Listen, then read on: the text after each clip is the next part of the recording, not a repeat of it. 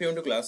আজকে মাধ্যমিকের ভৌতবিজ্ঞান প্রস্তুতি এই ক্লাসে আমরা পরিবেশের জন্য ভাবনা এই অধ্যায় থেকে কিছু কোশ্চেন আনসার আলোচনা করব। আমার প্রথম কোশ্চেন বলছে কোনটি বায়োমাসের শক্তির উৎস নয়?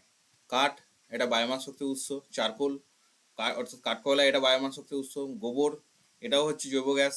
পারমাণবিক বিভাজন, এটা হচ্ছে বায়োমাস শক্তির উৎস নয়। তাহলে একের ডি হচ্ছে কারেক্ট অ্যান্সার। উষ্ণতা বাড়ার সাথে সাথে উষ্ণতা বৃদ্ধি পায় কোন স্তরের? এটা আমরা কি পাবো? এটা হচ্ছে স্ট্র্যাটোস্ফিয়ার, অর্থাৎ আমাদের যে একদম সর্বনিম্ন স্তরটা, এখানে কি হয়, উচ্চতা বাড়ার সাথে সাথে কি হয়, এর উষ্ণতা বৃদ্ধি পায়।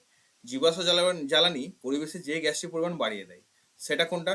জীবাশ্ম জ্বালানি কোন গ্যাসটার পরিমাণ বাড়িয়ে দেয়? আমার অপশন দেওয়া আছে সিএফসি, CO2, NO2, CH4। জীবাশ্ম জ্বালানি যেটা পরিমাণ বাড়ায় সেটা হচ্ছে CO2। তাহলে তিনের বি হচ্ছে কারেক্ট অ্যান্সার। নিচের কোন গ্যাসটির নিচের কোন গ্যাসটি ওজোন স্তরকে সর্বাধিক ক্ষতিগ্রস্ত করে? সিএফসি ক্ষতিগ্রস্ত করে, CO2 করে, NO2 করে, NO করে।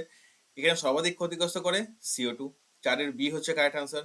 অ্যাসিড বৃষ্টির জন্য দায়ী নয় কোন গ্যাসটি? অ্যাসিড বৃষ্টির জন্য দায়ী হচ্ছে NO, এই জাতীয় কম্পোনেন্ট, এবং এই জাতীয় কম্পোনেন্ট সালফারের আর নাইট্রোজেন অক্সাইডের।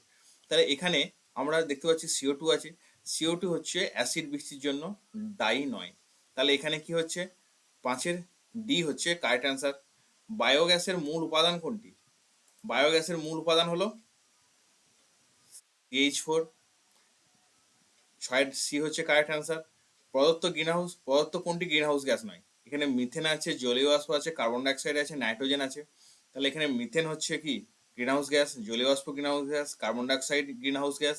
এখানে নাইট্রোজেন হচ্ছে গ্রিনহাউস গ্যাস নয়। সাথে ডি হচ্ছে কারেক্ট অ্যান্সার।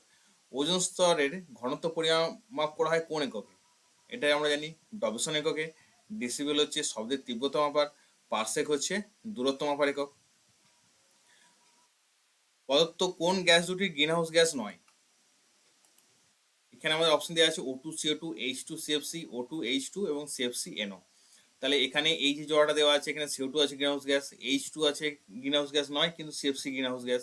O2 H2 এই দুটো কি হচ্ছে আমার গ্রিনহাউস গ্যাস নয়। তাহলে সি হচ্ছে আমার কারেক্ট অ্যান্সার। ক্ষুব্ধমণ্ডল কোন স্তরকে বলা হয়? এটাকে বলা হয় স্ট্র্যাটোস্ফিয়ার পর ট্রপোস্ফিয়ারকে বলা হয় ক্ষুব্ধমণ্ডল। তাহলে 10-এর ডি হচ্ছে এখানে কারেক্ট অ্যান্সার।